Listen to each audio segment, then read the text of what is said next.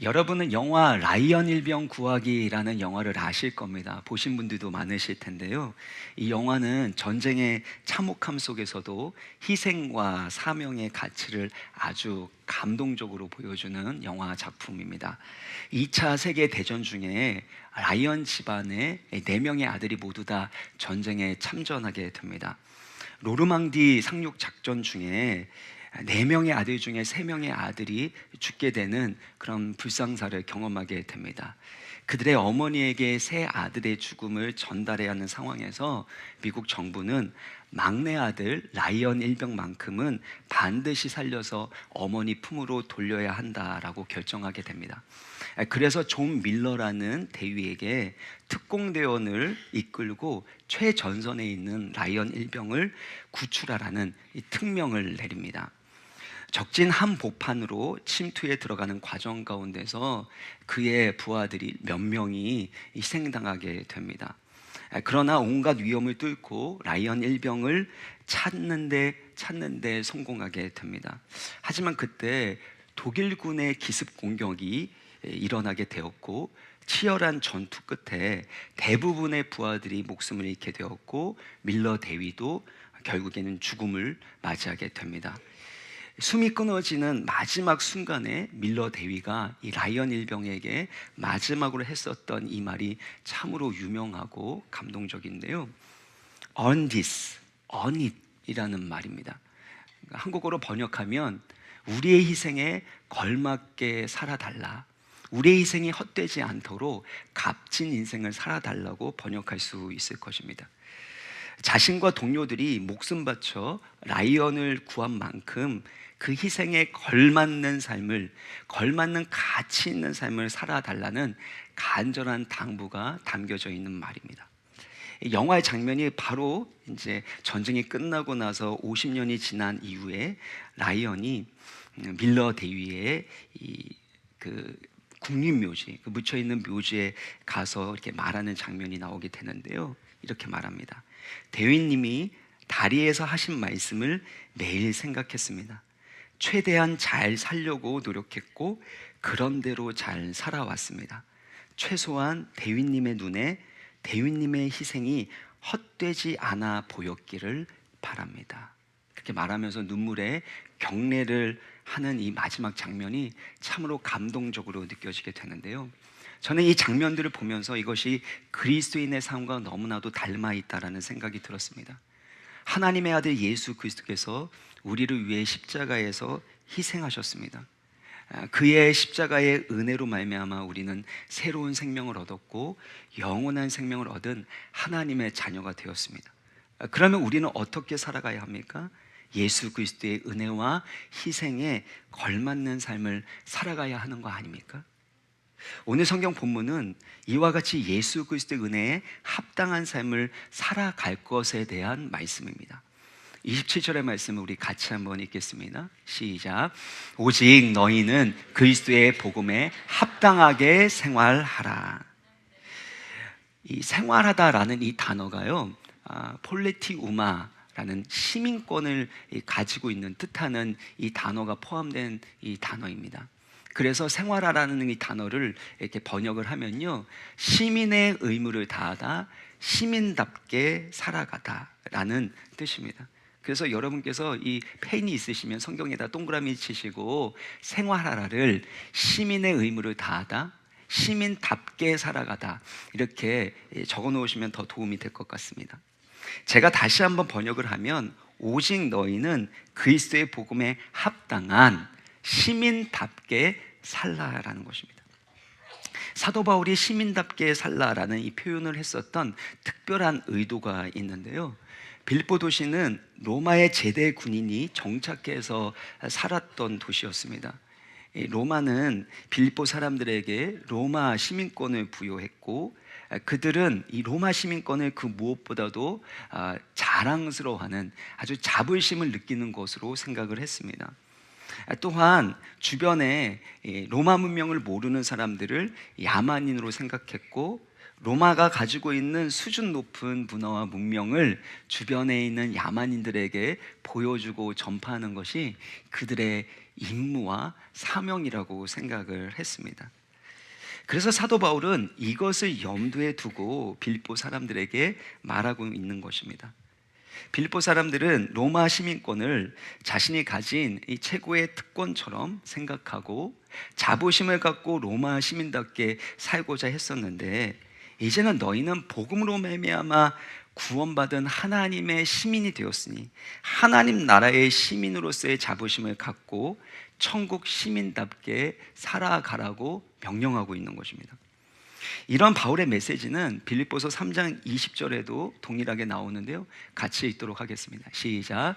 그러나 우리의 시민권은 하늘에 있는지라 거기로부터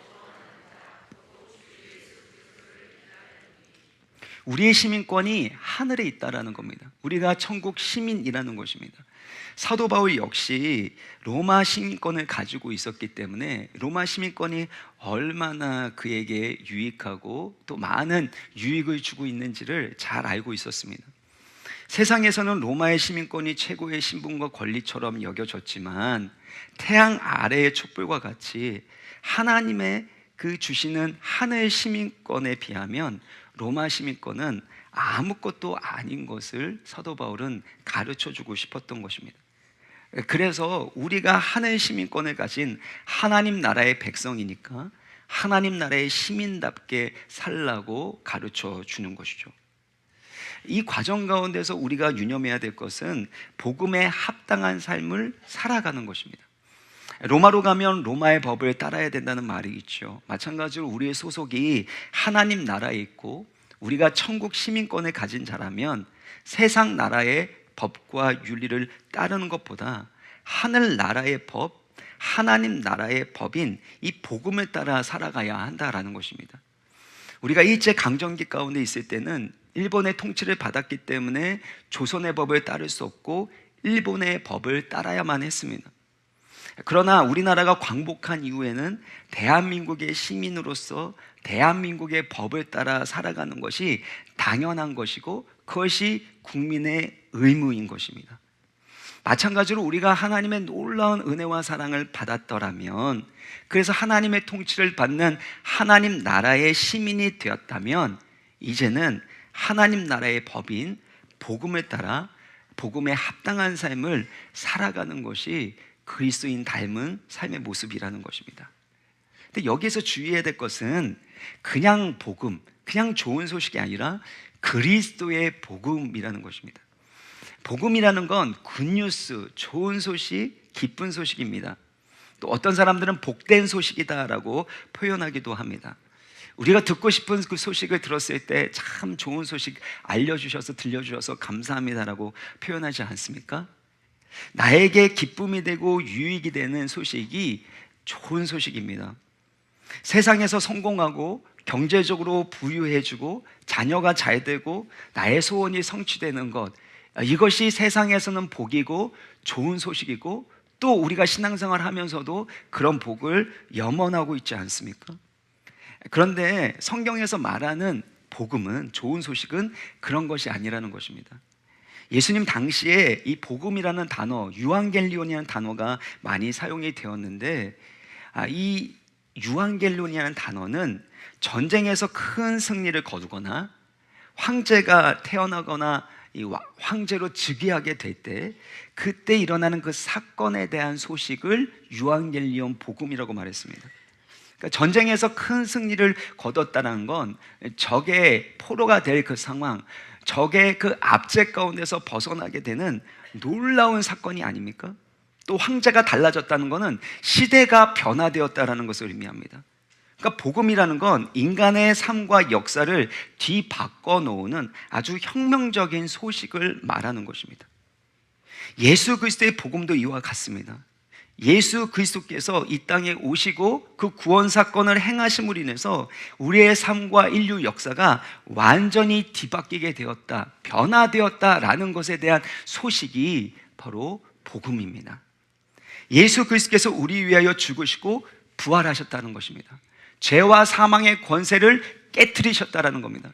더 이상 우리가 죄와 사망의 저주 가운데 절망 가운데 살아가지 아니하고 하나님의 통치와 복락의 강수가 이 땅 가운데 예수 그리스도로 말미암아 임하게 되었다는 것이고, 그리스도 안에서 우리가 새로운 피조물이 되었고 왕 같은 제사장으로 살게 되었다라는 것, 이것이 복음이라는 것입니다. 이 복음의 은혜를 우리가 받았기 때문에 이제는 어떻게 됩니까? 거듭난 하나님의 자녀답게 살아가야 한다라는 것입니다. 그래서 사도 바울은 지난 시간에 살펴본 것처럼 죽든지 살든지 사나 죽으나 내 몸에서 그리스도가 존귀케 되기를 원하고 있는 것입니다. 내게 사는 것이 그리스도니 죽는 것도 유익하다고 말하는 것은 내게 사는 것이 그리스도다. 이거는 내 삶이 그리스도라는 것이고, 그래서 내 삶의 이유와 목적이 그리스도다.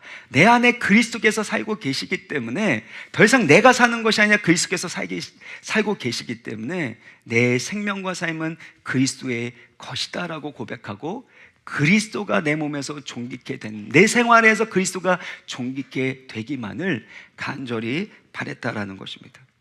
그래서 그렇게 살아가는 삶이 어떤 삶이었습니까? 자기의 유익과 만족을 위해서 살아가는 삶이 아니야, 다른 사람의 유익을 위하여, 다른 사람의 믿음의 진보와 그들이 하나님이 주시는 복음의 기쁨을 누리도록 돕는 것이 바로 우리의 삶의 이유라는 것입니다. 이것을 강조하고 정리하기 위해서 오늘 다시 한번 오직 그리스도의 복음에 합당하게 천국 시민답게 살아가라고 말씀하고 있는 것입니다. 사랑하는 성도 여러분, 예수 그리스도의 복음의 은혜에 빚진 자로서, 예수 그리스도의 복음으로 거듭난 하나님의 자녀로서 복음에 합당하게 살아가시기를 주님의 이름으로 축원합니다.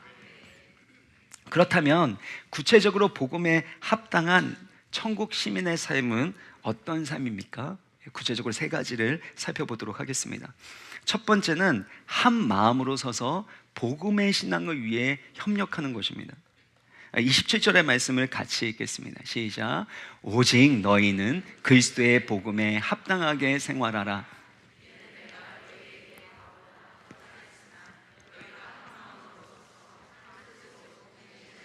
위하여 협력하는 것과 한 마음과 한 뜻이 매우 강조되고 있는데요, 여기에서 서서라는 단어가 참 중요합니다. 군사 용어가 사용되었는데 이 그림과 같이 로마 군병들이 어깨와 어깨를 나란히 맞대어서 방패를 들고 굳건히 서 있는 모습, 굳건히 서 있을 뿐만 아니라 바로 적을 향하여 조금씩 조금씩 전진해 나가는 그 모습이 서서라는 의미를 가지고 있습니다. 그러니까 군대 인사로는, 우리나라 군대의 인사로는 단결이라는 게 있지 않습니까? 군대가 단결해서 어깨를 맞대어서 방패를 굳게 세우는 그 모습이라는 것입니다. 또한 그 다음 자막을 보여주시면 한 뜻으로 복음의 신앙을 위해 협력하라는 것입니다.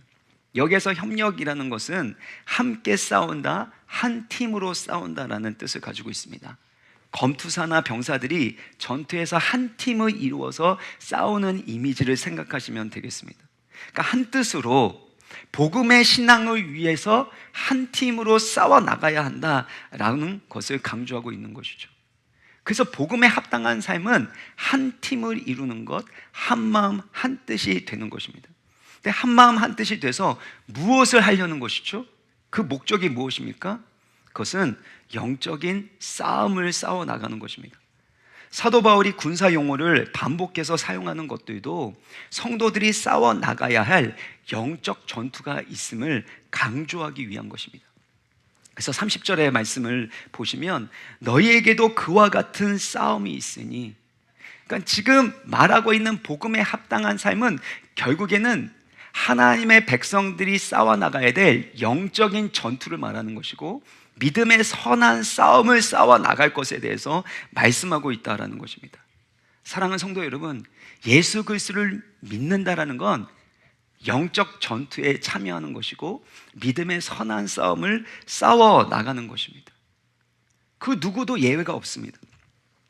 제가 존경하는 목사님, 이번 이 영국의 여정에서도 함께 있었던 그 목사님이 이런 말씀을 하셨습니다. 성도들이 원수 마귀와 싸우지 않는다면 서로 싸우게 된다. 그러니까 우리의 싸움의 대상이 원수 마귀인데 이 영적 전투를 싸워나가지 않으면 사랑하는 사람들, 가까이 있는 사람들끼리 서로 싸우게 된다라는 것입니다.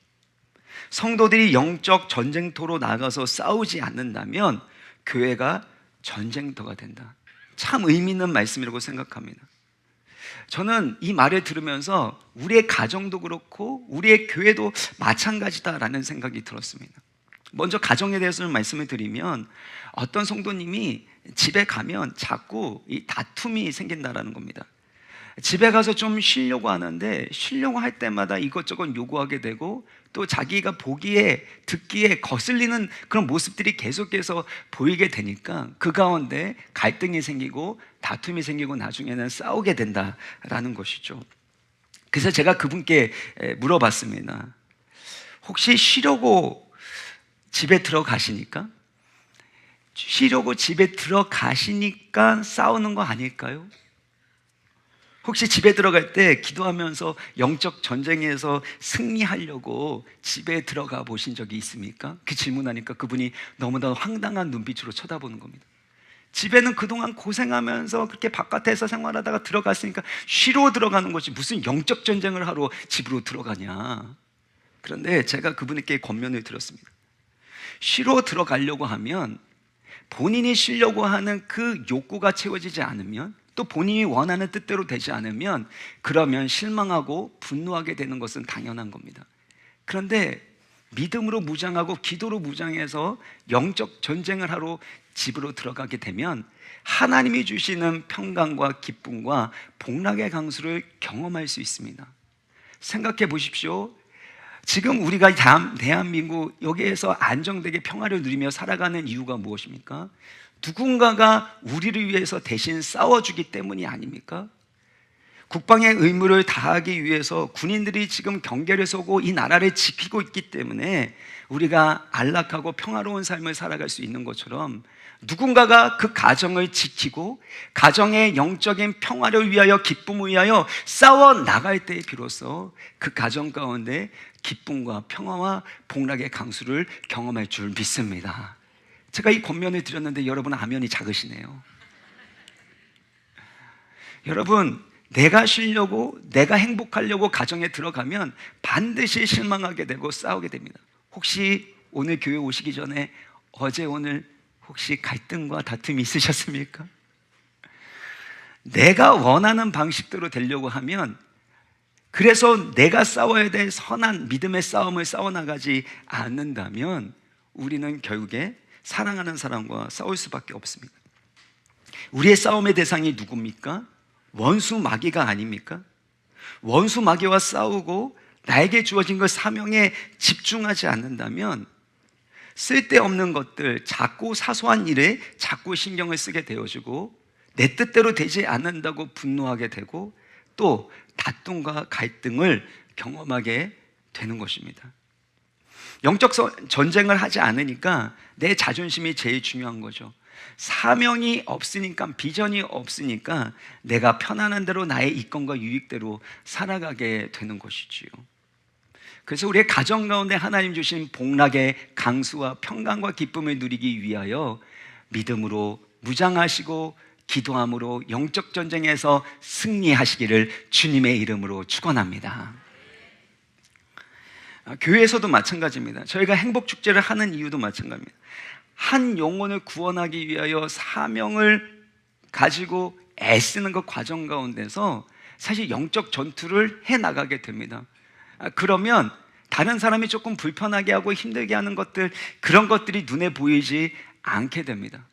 뭔가 내가 누리려고 하고 내가 뭔가 더 이득을 취하려고 하고 그럴 때 사실 갈등이 생기는 거 아니겠습니까? 이 교회를 보면은요, 빚이 많고 경제적으로 힘들고 어려운 상황에서는 교회 중직자들이 서로 싸우지 않는다고 합니다.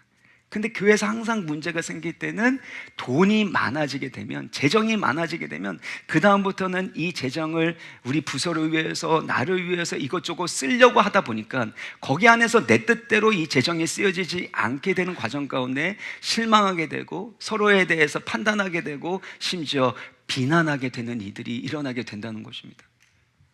우리 원로 목사님께서는 그동안에 건축하고 또 목회를 하시는 과정 가운데 빚이 많으셔서 참 많이 고생하셨습니다. 그런데 이제 은퇴하실 때 모든 빚을 다 갚으시고 저에게는 이렇게 안정된 걸 주셔서 감사하지만, 우려가 되는 것은 우리가 이기적인 우리의 목적과 아니면 나의 유익을 위해서 살아가게 되면 반드시 우리 가운데 시험이 찾아올 수밖에 없다라는 것입니다. 원수 마귀는 끊임없이 우리를 분열케 하려는 것입니다.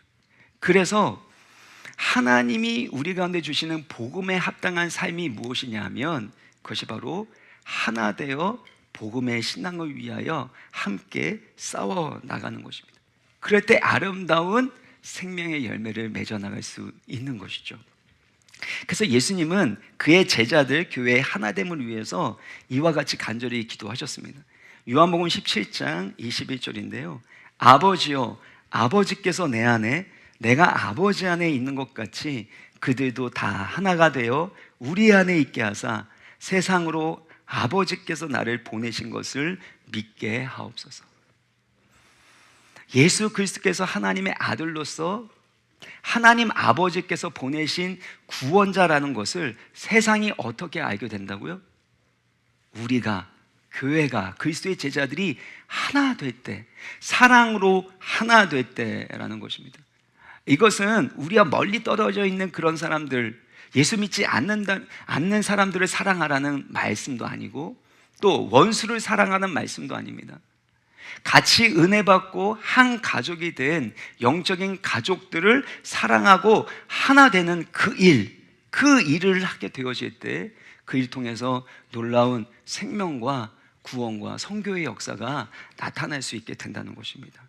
그러면 예수님의 간절한 소원과 기도를 따라 우리가 복음 안에서 하나 되어서 바로 이 복음을 위하여 함께 싸워 나가시고 아름다운 열매 맺으시기를 주님의 이름으로 축원합니다. 두 번째는 대적하는 자들 때문에 두려워하지 않는 것입니다. 28절의 말씀을 같이 읽겠습니다. 시작. 무슨 일에든지 대적하는 자들 때문에 두려워하지 아니하는 이 일을 듣고자 함이라. 이것이 그들에게는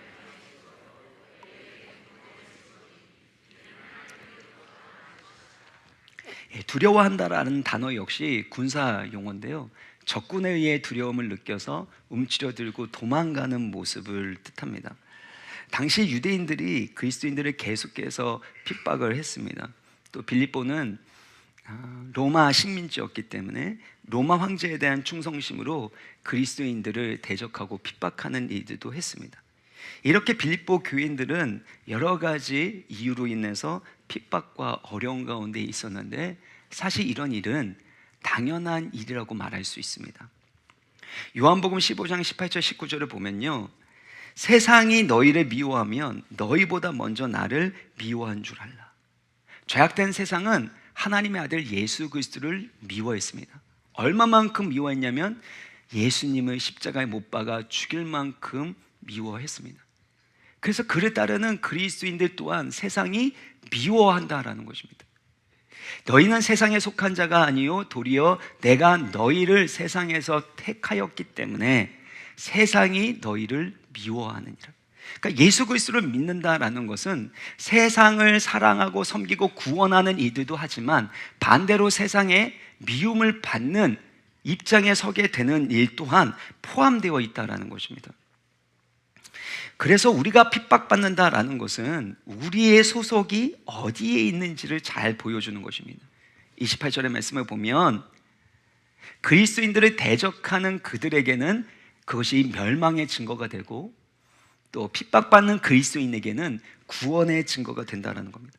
왜 핍박을 받느냐? 예수 그리스도께 속했기 때문에, 예수 그리스도께서 걸어가셨던 진리의 길을 걸어가고 있기 때문에 그들이 우리가 핍박을 받는다.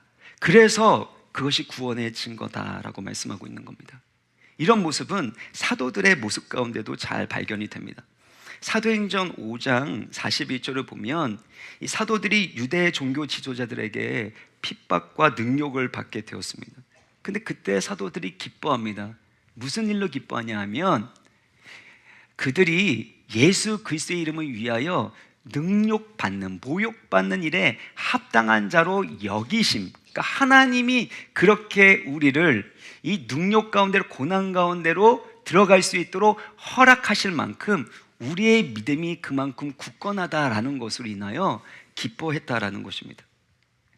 그들이 핍박받는다라는 것은 교회는 그들이 예수 그리스도께 속해 있다는 것이고 그리스도의 길을 걸어가고 있다라는 것을 보여준다는 것이죠.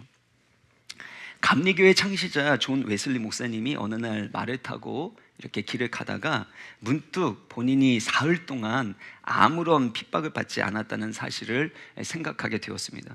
깜짝 놀라서 사흘 동안 이렇게 돌아보니까 아무도 계란을 던지거나 벽돌을 던지는 일이 없었다는 것을 알게 되고 즉시 말에서 내려서 무릎을 꿇고 기도했다고 합니다. 자신이 핍박을 받지 않는 것이 죄를 짓고 타락했기 때문이 아닌지, 혹시 자신이 잘못된 길을 걸어가고 있는 것은 아닌지 하나님께 여쭤보면서 간절히 기도했다는 것이죠. 그때 길 건너편에서 이를 지켜보고 있던 한 남자가 존 웨슬리를 알아보았습니다.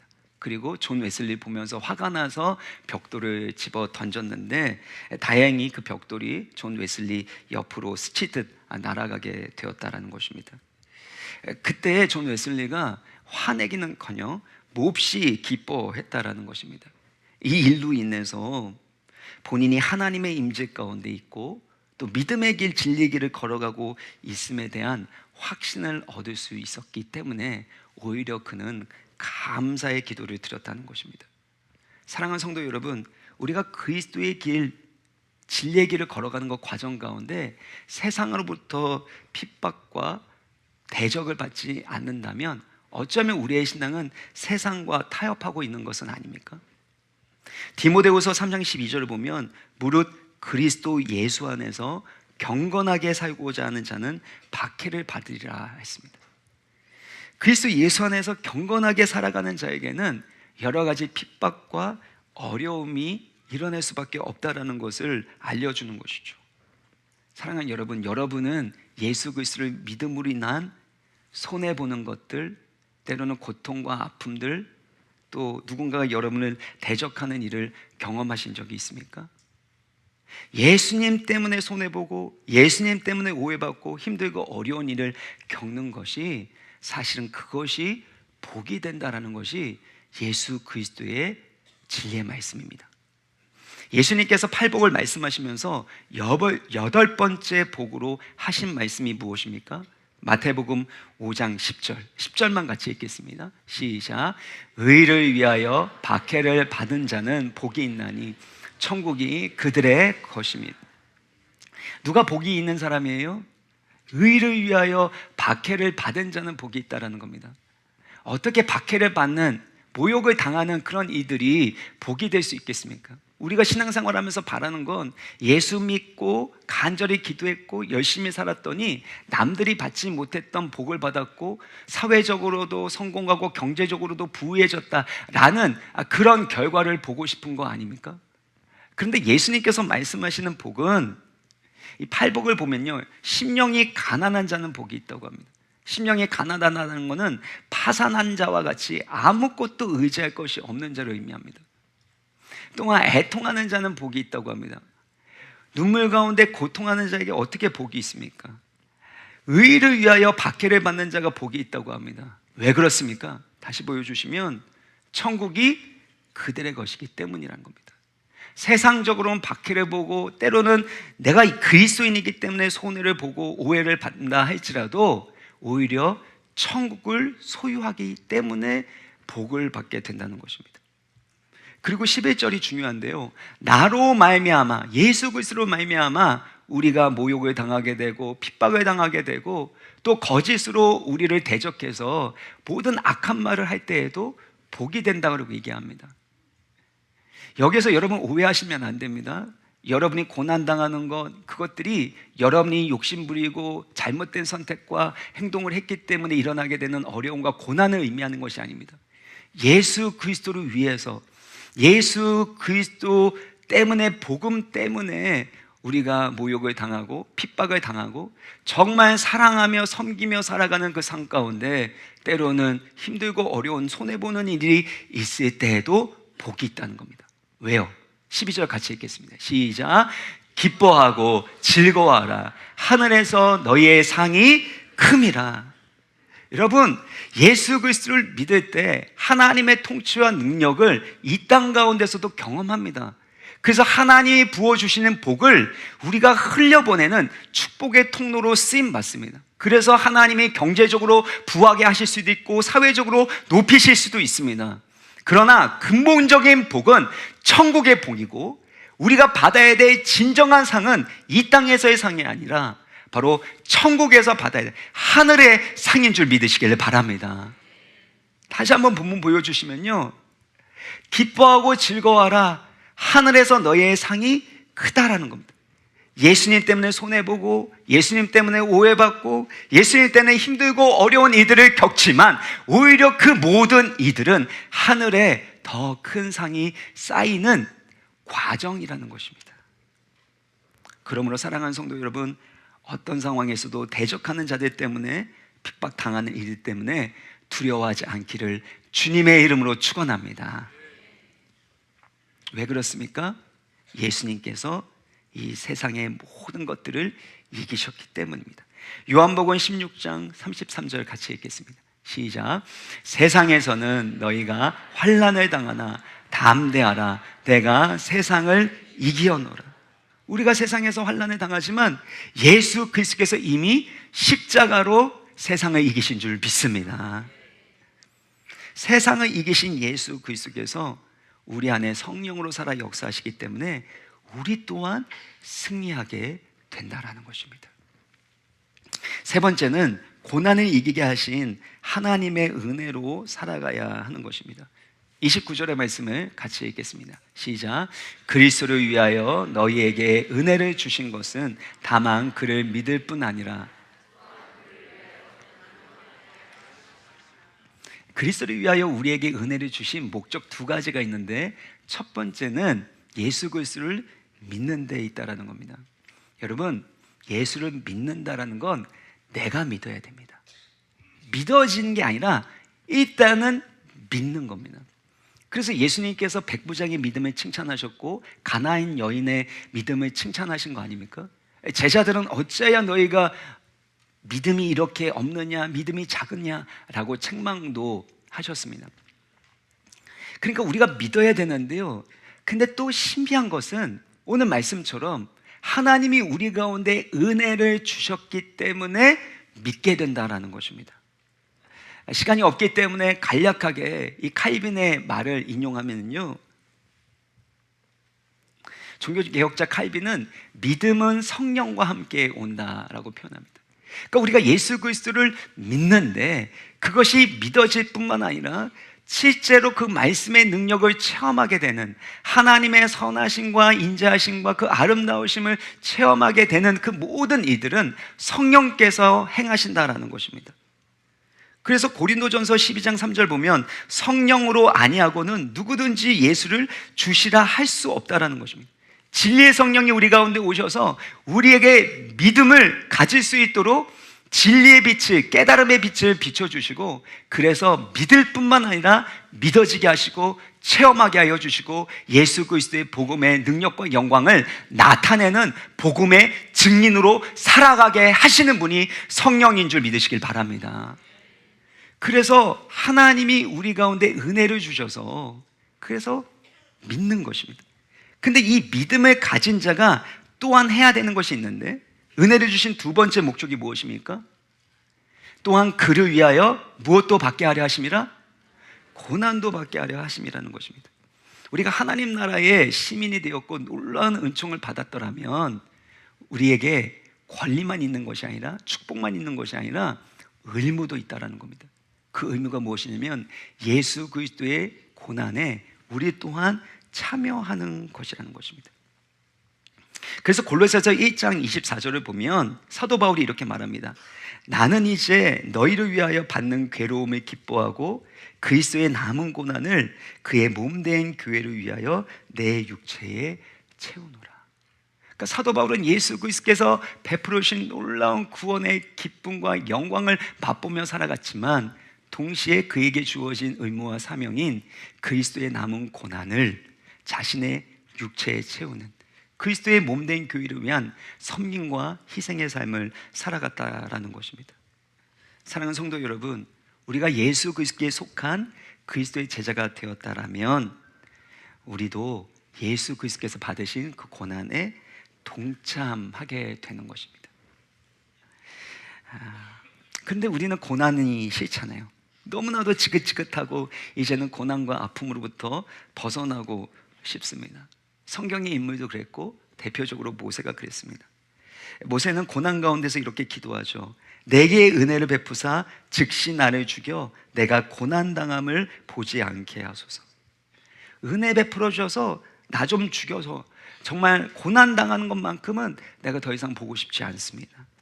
그때 하나님께서 모세의 기도에 응답하십니까? 응답하지 않으십니다.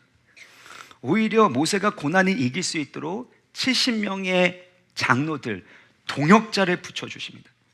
그래서 모세에게 주어진 이 무거운 짐과 사명을 감당케 하신다는 겁니다. 간절히 바라기는 여러분의 사명이 무겁습니까? 짐이 무겁습니까? 같이 감당할 수 있는 좋은 믿음의 동역자, 돕는 손길을 붙여주시기를 주의 이름으로 축원합니다. 그래서 사명을 감당케 하시는데 하나님께서 구름 가운데 성령으로 모세와 70명의 장로들 가운데 임하셔서 성령으로 무장시켜 주시고 그래서 하나님의 은혜 가운데 지혜롭게 맡겨진 사명을 감당케 하셨다라는 것입니다. 그러니까 고난 가운데 사명을 감당할 수 있는 더 큰 은혜를 주시고 성령의 권능을 주셨다라는 것이죠. 이런 모습은 사도 바울이 그의 영적 아들 디모데에게 했었던 말씀과 사실 같은 맥락의 말씀입니다. 고린도후서 2장 1절 3절 말씀 같이 읽겠습니다. 시작. 내 아들아, 그러므로 너는 그리스도 예수 안에 있는 은혜 가운데서 강하고 너는 그리스도 예수의 좋은 병사로 나와 함께 고난을 받아라. 목회자로서 얼마나 많은 고난과 어려움을 디모데가 겪고 있습니까?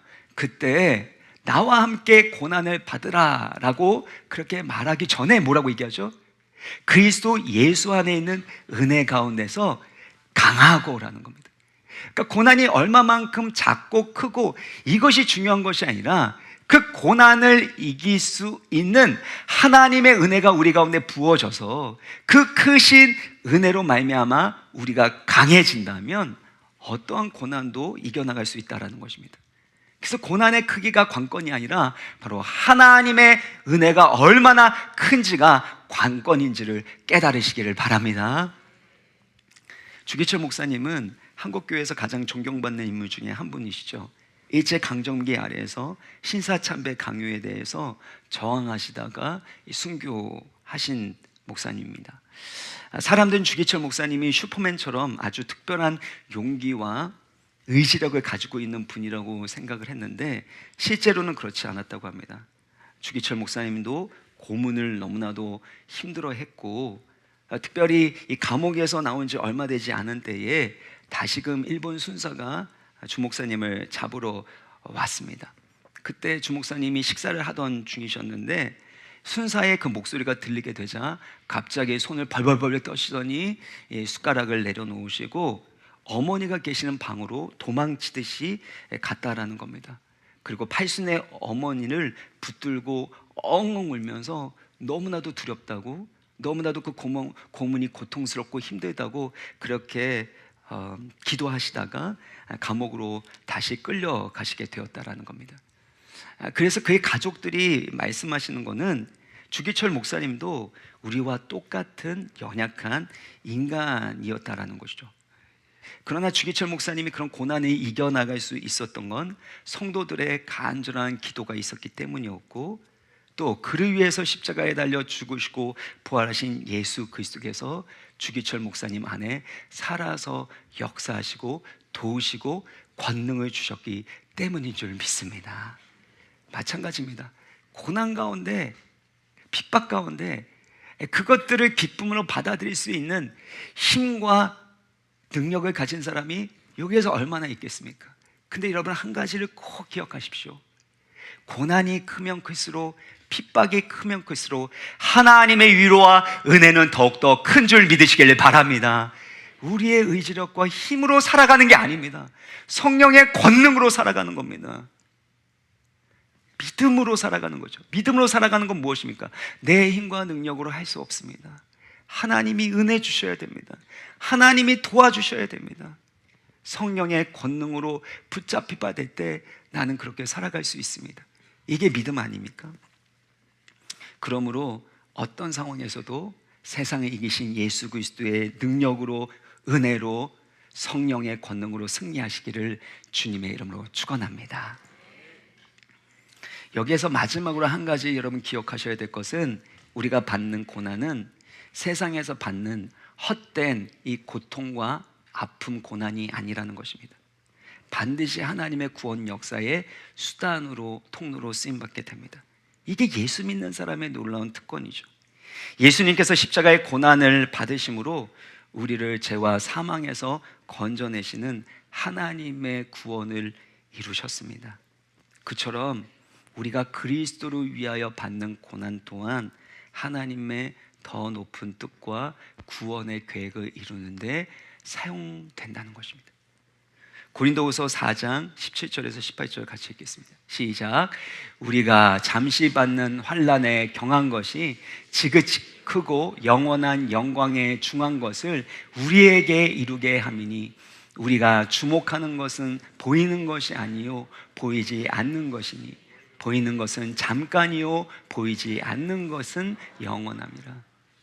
우리가 당하는 고난이 너무나도 고통스럽고 힘들지만 지극히 크고 영원한 하나님 나라의 영광에 비하면 이것은 일시적이고 가벼운 것이라고 말씀하는 것입니다.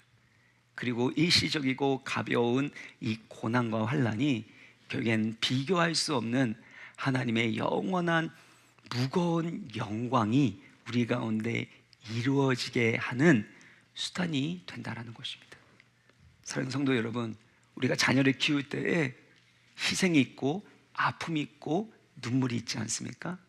내가 아프고 힘들고 눈물 흘리는, 그래서 그렇게 기도하고 사랑으로 양육하는 그 과정 가운데 아이가 건강하게 자라는 것처럼 예수 그리스도 안에서의 우리의 고난과 희생과 섬김 또한 놀라운 하나님의 생명의 역사를 일으킴을 믿으시고, 어떤 상황에서도 대적하는 자 때문에 두려워하지 마시고 더 큰 하나님의 은혜를 받으심으로 승리하시기를 주님의 이름으로 축원합니다. 우리 같이 예수 하나님의 공의 찬양함으로 주의 말씀을 붙들며 기도하겠습니다. 예수 하나님의 공의, 하나님의 공의,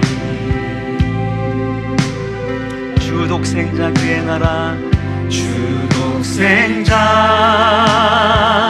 그의 나라 임하시네. 예수 제물이 되신 주,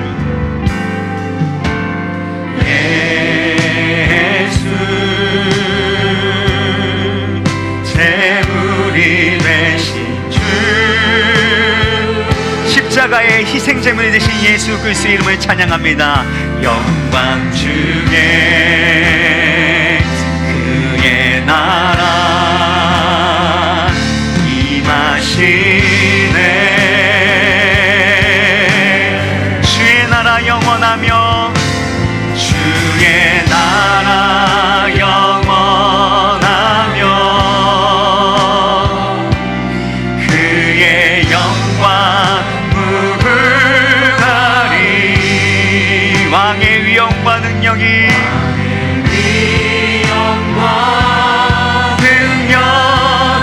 이제 임하였으니, 이제 임하였으니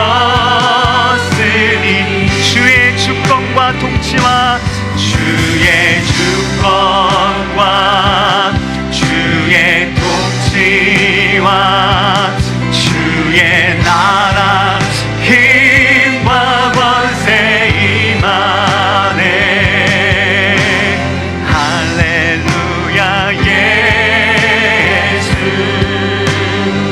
하나님의 공의, 하나님의 공의. 주의 나라 영원하며, 주의 나라 영원하며, 예수 그리스도의 영광이 무궁합니다. 왕의 위엄과, 왕의 위엄과 능력이 이제 임하였으니, 이제 임하였으니, 주의 주권과 통치와, 주의 주권과 주의 통치, 주의 나라 힘과 권세 임합니다. 어떤 핍박과 고난도 이겨나갈 수 있는 주의 은혜와 힘을 주옵소서. 예수 하나님의 공의, 하나님의, 우리 믿음으로 다 같이 일어나셔서 찬양합니다. 주의 나라 영원하며, 주의 나라 영원하며, 예수 그리스도의 십자가와 부활의 영광은 무궁합니다. 할렐루야. 예수 그리스도가 우리의 왕이십니다. 만왕의 왕이 되십니다. 세상의 구원자가 되시고 세상의 능력과 소망과 생명이 되십니다. 주의 주권과, 주의 주권과 주의 통치, 주의 나라 힘과 권세, 주의 나라 힘과 권세 임하네. 할렐루야. 예수 하나님의 공의, 하나님의 주님의 나라와 뜻이, 주님의 나라와 뜻이 나의 삶 속에, 나의 삶 속에 임하시며, 임하신 주님 알기를, 주님 알기, 주만 보기를, 소망의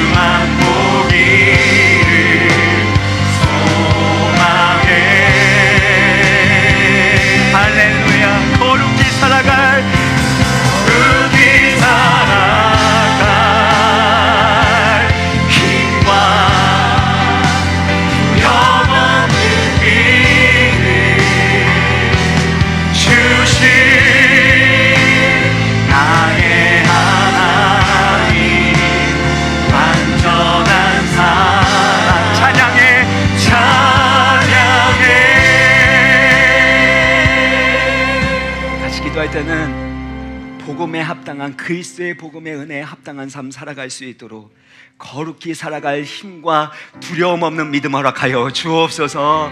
주님, 어떤 상황에서도 이 고난과 핍박이 우리를 힘들게 하고 망하게 하는 것이 아니라 오히려 우리를 더욱더 견고하게 하고 정결하게 하고 하나님의 영광스러운 뜻을 이루게 하여 주시는 줄 믿습니다.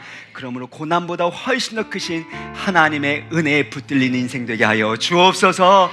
우리가 은혜를 받은 것은 예수를 믿을 뿐만 아니라 그를 위하여 고난도 받기 위함이라고 하셨습니다.